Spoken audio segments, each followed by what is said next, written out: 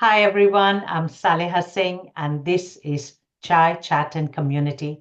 Today we are chatting about how to be safe online. But before I introduce you to my guest, I would like to acknowledge the traditional owners of the land on which we are meeting today, and I pay my respects to the elders, past, present, and emerging. A bit of a backstory and why I decided to do this video podcast. In December, my Facebook account was compromised, my identity taken over by someone who changed my email, changed my phone number. They posted weird links. I think there were close to like 150 people on my friend list got a weird Bitcoin mining list. And it has been a nightmare. Um, and a month and a half later, still have problems as I was telling Kathy, who is my guest today. And so a friend suggested I fill out a form in the E-Safety Commissioner's website, which I did, which was then forwarded to Vic Police and to ID Care. And that is where Kathy comes in. She has been so helpful, so helpful. It is incredible. So I decided we should talk about how to be safe because although we think we have strong passwords and we're all safe, somehow, somewhere, we kind of just slip up. So a little bit of research that I did, the Australian Signals Directorate's 2023-2024 annual report says that it received more than 36,700 calls to its Australian Cyber Security Hotline. This is an increase of 12% from the previous year. They also responded to more than 1,100 cybersecurity incidents, highlighting the continued exploitation of the Australian systems and ongoing threats to our critical networks. I will put the link at the bottom after we finish recording. And to tell us more on how to be safe online, how to protect your passwords, I'm joined by Kathy from ID Care. Kathy, I cannot thank you enough, and I'm sorry I have been bothering you so much, but really, your help has been amazing. Thank you so much. Well, I'm so sad to hear that you're still having problems, Celia. Yes. It feels like it's just been an ongoing process for you, but thankful for this opportunity to come on your program and have a chat. Now, pleasure is Some all of those mine. figures, interesting that some of those figures you highlight because those I'm gathering those are from the targeting scams report. And when we look at this number of scams reported to ID Care last year, the financial losses reported to ID Care were over 584 million Whoa. and 91,000 different cases. So comparing that to what the ASD was saying from the year before, obviously what we can say is scams aren't showing any sign of declining. And it's very sad. So, Kathy, before I ask you some questions, would you like to tell us something about yourself, whatever you're comfortable sharing? Sure. So, my name is Kathy. I'm the manager of outreach and engagement at ID Care, and I know precious little about technology. And my background is media and journalism, and I met David Lacey, who is the group CEO at ID Care. Goodness, it must be about 10 years ago now when we were doing reporting and we became aware of this fabulous service he set up to provide support to people impacted by scams and cybercrime. That was back in 2014. I worked with Dave on various media stories, both with newscom outlets and then with the ABC. And long story short, he offered me a job in 2020. And initially, I thought, I don't know enough about technology. I don't know about you, but when it comes to working out, for example, why it's hard to get your speakers to work sometimes, it's fiddly, and I generally ask my children for help. So the thought of being able to teach people about cybersecurity seemed a bit out of my comfort zone and out of my area, my skill set. But what I quickly learned after joining IDK and seeing the number of people that come through is that really, really little things make a very big difference. And you don't have to have a tech degree or be computer savvy to implement these simple steps. And since then, we've been traveling around the country educating people on these simple steps, the basics that anybody can do, the basics that make a really big difference. I did leave ID Care for a short period in 2022 and spent a couple of years working with one of the big four banks in their cyber education and their advisory awareness. And what that gave me was insight as to how this is, how different sectors across the country are working to try and find solutions to stop this scam epidemic with criminals targeting Australians. It's not just something that IDK is doing with its education campaigns. It's not just something that the banks are doing. It's not just something government doing. It was wonderful to see how so many different organizations are working together in this space.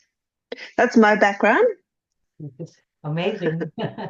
So this is a question that I think it's very personal to me, but what should people do if their personal information is leaked or stolen like mine was? Well, the really important thing is to not think it'll be all right. You know, we have this tendency when we notice something unusual to go, it'll be all right. What's the worst that can happen? You know, and unfortunately, when it comes to the online space, there's a lot of bad that can happen, particularly when you notice that, or maybe you've received a data breach notification letter and you've gone, oh, another one of these. Do I Yeah. really have to get my driver license number changed? Surely no criminal's going to target little old me. You know, what would they want from me? But we've got to understand that we are attractive targets for cyber criminals globally, and the information that is compromised in a data breach incident. And when you receive that notification letter and it's telling you what's happened, it's important you follow the steps in that letter to protect yourself going forward. And yes, it can be painful, it does involve time, and we're all busy, but rather that you fix it up before something goes wrong then after. Yeah, and too many data breaches happening and There big are lots of data organizations. breaches happening. Yeah, yeah. You have to stay aware. Another valuable piece of information, something that a lot of people don't know about, is checking your credit report. I don't know if you're familiar with that at all, but you know, checking your credit report across all three credit reporting agencies, so that's Equifax, 𝐓𝐈𝐌𝐿ion, and 𝐸xperian, every 6 months gives you an indicator if criminals are using your identity to create online accounts for, it can be phone, it can be online bank accounts, it can be loans, it can be a whole lot of different accounts. And checking your credit report gives you an indicator something's happening on that space. You can get a credit report free and every 3 months in Australia. We recommend at least every 6. It's like I like to liken it to getting my teeth cleaned. I don't like going to the dentist. Not particularly pleasant, but it helps keep my teeth clean. And it's the same with checking your credit reports. Set it in your calendar, do it regularly. And for those who are still a little bit confused what it is and how it works, ID Care has a wonderful learning center where we have a lot of fact sheets that explain, for example, what credit reports are. It has the various information on the credit reporting agencies and how you can access this information. So they can find that at www.idcare.org. Okay, thank you. That's good for me because I didn't know that. Now I'm going to start Yeah. learning. So many people, aren't aware of it. I wasn't aware of it until I started working at ID Care. And it's a useful tip to know. Thank you. What are the most common mistakes people make that compromise their online security? Not protecting their online accounts with two-factor or multi-factor authentication. Honestly, when it comes to setting up multi-factor authentication, I think it was Microsoft. They estimated that having multi-factor authentication enabled on your Microsoft accounts stops something like 98% of account takeovers. And yet, so many of us don't think about it. And we might think about it, for example, we might think about it when it comes to our work emails. And most workplaces no longer give you a choice. It's part of the process of working there that you have to have multi-factor authentication. But we have to extend that into our personal lives and also set it up on our personal email. And also, importantly, set it up on our social media accounts. because the way it works, for those who don't quite understand what I'm talking about, it's if a criminal has been able to get your email account and your password through some other data breach, what they're going to do is they're going to start testing that information on your various accounts. So what they'll try and do is they'll try, for example, to access your social media account. But what the account is telling you is it's coming from a device that it doesn't recognize. Yeah. So it'll send either a text message or an authenticated code that you then have to put in so that it recognizes your device. We recommend strongly that people use authenticator apps instead of text messages because we're seeing a lot of mobile phone porting. And when a criminal's been able to get access to your two-factor codes that are sent via text message, then it becomes another problem altogether, another world of pain altogether. So use the authenticator apps. They are the safest ways to set up two-factor authentication. But Thank yeah, you. that is the one thing I wish everybody would just take home and do because it's so simple to put in place. Takes a minute or two to set up. We've created a video that shows how you can set it up on your Facebook account while the kettle boils. It's that quick. But so many of us don't do it. Okay, so this has happened to me recently. So obviously, I'm taking a lot of personal stuff that has happened to me recently that I normally don't click on any links that I am not aware of. And the other Mm. thing I was taught by my husband is just forward it to check whether the emails are authentic. So how do average person, how do they recognize phishing attempts or scams? Because lately they have been coming from ATOs. Mine came from Mhm. a bank, which I closed my account, but every day they are sending me a link saying, you have to click on this link and see how much money I have. I don't think I have even 2 cents there, but that's it. Um, Yeah, it's become really complicated, particularly with text messages in the last couple of years, because there's something called spoofing yeah, or caller line identification overstamping. And what that does is it allows anyone, I mean, most technology is designed for good, but unfortunately, criminals leverage that technology for bad. And this is what happens with caller line identification overstamping. They use technology to change the way their number appears in incoming text messages and phone calls. So it can appear like anyone else's. This was a big problem a couple of years ago where a number of people were reporting getting text messages from the same number as their bank or as the government. And what made it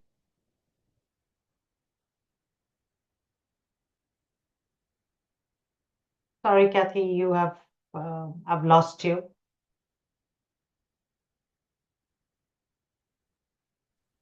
you got me back? Yeah, I've got you back. Yeah. Okay, Yep. that's good. Should I start with the beginning of that Yes, again? please. Yes, please. Okay. So as I was saying, what's really made it so complicated in the last couple of years when it comes to incoming calls and text messages is something called spoofing, which is caller line identification overstamping. Now, this technology was designed for good, but unfortunately, like most things, there's always people who will use it for bad.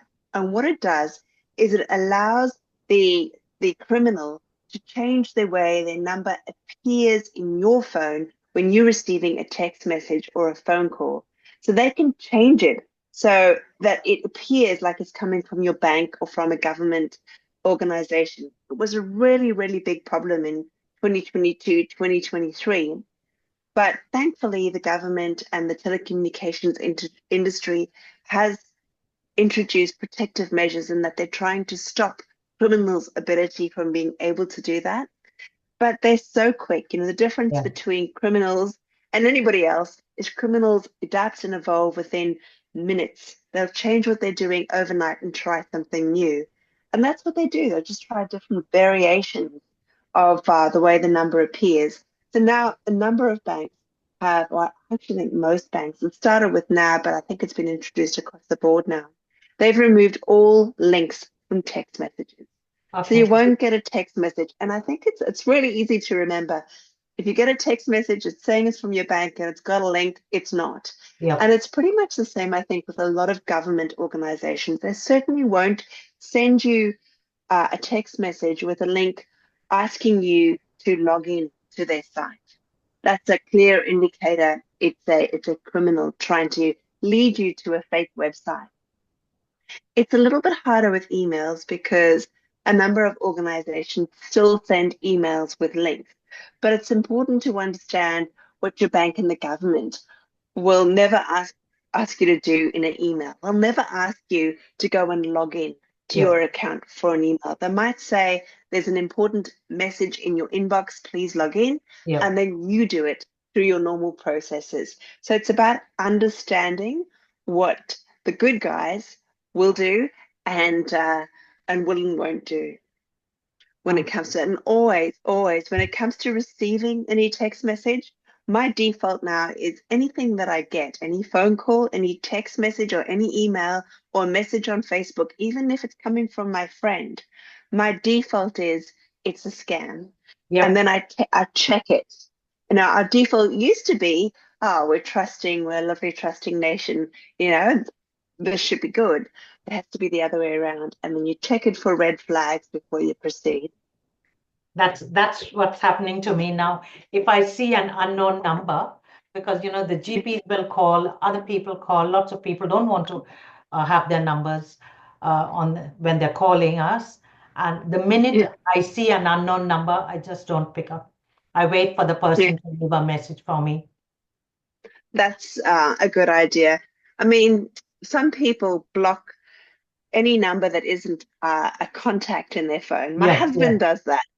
It's a bit problematic because, for example, when my phone battery ran flat and I was stuck at an airport and I tried to call him, he didn't pick up because his phone didn't recognize the number. Fair enough. Then you can text from that too and say, hey, pick up your phone. It's me. I mean, there's always downside. And my question to everyone is, all these people who hack other people's phones. I mean, I'm nobody. Why would you want to hack my phone? Honestly, they have so much of brains. They can use it for the betterment of the community, wherever they live, but they never do. But anyway, so. Yeah, well, we're not dealing with individuals. We're dealing with organized criminal gangs, and they attack people en masse. Little amounts, $50 from how many millions live in Australia? They only need a small percentage of people for it to be very, very, very profitable. And it is. It's a $1 trillion industry. I didn't know that. The financial rewards from cybercrime equate to the world's third largest economy. It's trillions of dollars. Wow. So it's bigger than the drugs and the sex trade combined, to put it in perspective. Oh, that's wow. So I'm just looking at the time because we've got only half an hour. Sure. We may not be able to cover a lot, but anyway. So how can people create strong passwords that are easy to remember and hard to hack? I don't think there is something like that. Everything is hackable. So the very best tip is to use a password manager. Most of us have roughly, I think it's 115 accounts. Each account needs a password that is unique, long and strong and hard to crack. And just when you've mastered a couple of them, you'll receive a notification that it's time to change your password. It's too much for most mere mortals to be able to do that. It's why we strongly recommend people get a password manager, because what that allows them to do is the password manager will create long and strong passwords for them, and it will store it. You only have to remember the one password, and all those other passwords are safely stored in an encrypted vault, if you like, on your device that you can then access. So that makes password managers are a wonderful piece of technology designed to make our lives easier. So this is what I was going to ask you before. So one of the top 3 crimes reported last year for individuals about identity fraud, which was mine, online shopping, and people. I know my daughter only does online shopping, which was 15%, and online banking fraud, which we have been getting, both my husband and I don't know how many times, from this bank where we don't have an account, but constant. Um, so what are the biggest myths that we have about online safety now that you would like to debunk? Because, young people, I'm guessing, are way more tech savvy than, I mean, I know my daughter is way more tech savvy Mm. than I am. And yet, there is so Young, much of online shopping fraud and identity fraud and everything else. here's my favorite myth to debunk. People think that scams happen to older people who are not computer literate. I love sharing this statistic. It's not just last year, it's most years. The group that reports the most scams to ID Care, that reports that they've engaged with a criminal and experienced some kind of harm, the largest group is aged between 39 to 45. So Really? that's middle-aged people. Oh, Under 25 reported more scams than over 65s. So what happens is over 65s tend to have higher financial losses, tends to be more those investment scams because they're looking at alternative opportunities for their retirement nest eggs. But in terms of actual scam numbers, you're in my house, I've got three children. In my entire family, only two people have been scammed, and they were two of my three children. So I'm talking my brothers, my extended family, because they think they're immune. They think they know it all, and they don't value their private information. So my daughter's 16, and she thinks that she doesn't really care about putting in protective settings on her social media because she thinks she has nothing of value, and that's often a risk, and they yeah. take that as they get older and older and busier, and unfortunately, it can come back to cause some harm. So Yeah. that's my favorite myth to debunk is that there's nobody who's immune. It's not old people. This is happening to everyone. Right. As my boss, Dr. David Lacey, liked to say, there is a scam for everyone, and no one is immune. And no one's safe. And No that's, one is immune, yeah. It's it's what criminals do is they catch you in the moment with something that looks like something you're dealing with.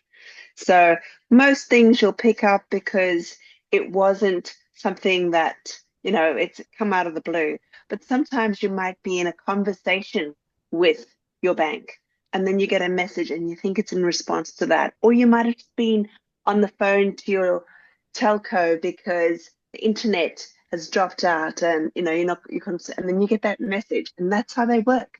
They're hoping they send out a lot of these messages and they only need a small percentage to be in that moment where they're engaging with someone and they're distracted for it to be effective. Wow. Wow. Um, Best practice, you have said password manager, authenticator. We talked about that. Um, my biggest gripe is that, women my age, I have a grandchild, and I see a lot of women my age or older who constantly share children's photos, which is where I am always scared. I'm Mm. very worried about child pornography. So, what are some of the best practices for protecting personal data and to reduce digital footprint and protect privacy? Really, when you go onto your social media platforms, look at your privacy settings. Most social media platforms have privacy checkups in their settings and lock it down. Think, who do you want to see that photo of your daughter's first good day of school? Do you really want some, you know, person on the other side of the world who may or may not be a sicko looking at that image? You know, and then, or do you just want your family and your friends to share that special moment? Locking down the privacy settings makes you in control of who is seeing your content. So that's the first thing I would do. Because the other thing that we know is that criminals are now accessing photographs of people that have been shared on social media and then using it, particularly in those younger generations, to extort them, something called sextortion. Yep. And not only do they then use those photographs, but they use technology to manipulate the photographs and turn a sweet, innocent photograph into something sinister or explicit. and use it to blackmail the person. So the more you can lock down your social media settings so that you know who you're sharing it to, the safer you are. Obviously, it's better to be careful with what you share, but we do want to share our photographs with our family, particularly when we've got family living overseas. And social media is a wonderful connector in that space. But we do have mechanisms in the platforms that are there to help us use them. Couple of last questions before we run out of time. Are social media platforms doing enough to protect users' data? I think it's, they're definitely better. So we've been working with Meta for a couple of years now, and we were really thankful that they came on last year to help us deliver material teaching people how to keep their social media accounts safe. And, as you've experienced, we also work with them to try and help people who've had their accounts taken over. But I think it's really a joint relationship. And a lot of people cry about or complain about a platform when something has gone wrong, but they also haven't done the basics. And we need to, I always like to say cybersecurity starts with me, and I have to put my protective measures in place to make sure, as best as possible, I've done what I can. So, like multi-factor authentication, you have to go in and set that up in your social media account to protect it. You need to lock down your account. You can't blame the platform for that when you also have a responsibility in some way to go about keeping it safe. Last question, Kathy. What are the numbers, and I will write this down. What are the numbers to remember across So for Australia? ID care, Yeah. yeah, we have a three-step approach to being scammed, the response. What do you do if you've been scammed? It's a three-step approach. The first step is always going to be contact your financial institution straight away. They are the only ones who can protect the money in your accounts and deal with any fake accounts, banking accounts that might have been created. So contact your financial institution straight away. The second step is contact ID Care. Our support service is free for individuals, it's confidential, and will help understand what happened and the next steps that you can take to keep safe. We also have a fabulous new service for small businesses in Australia, which has been funded by the federal government. And what that allows you to do, and I think you might have used this service, Celia, is what it allows you to do is check if you're running a small business to check to see how secure your business is. It's a cyber health check. And then from there, you get an appointment with an advisor where they'll run you through extra measures that you can put in place. So yeah, as I say, ID Care is a fabulous service because it's free, we're not for profit, and it's confidential. And the third step is talk about it. Tell other people what you're seeing. The more we talk about scams and more we share what's happened, the less likely scams are to succeed. Thank you.